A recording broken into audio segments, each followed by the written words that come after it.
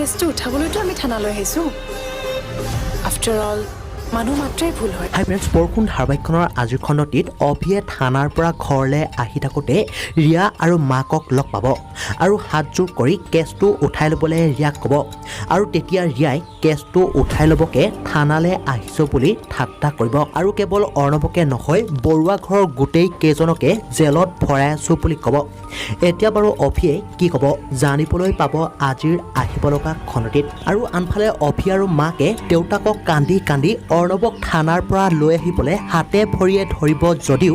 দেউতাকে মৰা মানুহ এটাৰ কাৰণে কিয় ইমান চেণ্টিমেণ্ট লৈছে বুলি ক'ব এতিয়া বাৰু অভি আৰু মাকে কি ক'ব আৰু ইফালে দেৱযানীয়ে ৰত্না বাইক সকলোবোৰ কথা ভাঙি পাতি ক'ব এতিয়া বাৰু ৰত্নাই দেৱযানীৰ কাৰণে অৰ্ণৱৰ এবাৰ খবৰ লৈ অহাৰ কথা ভাবিব নেকি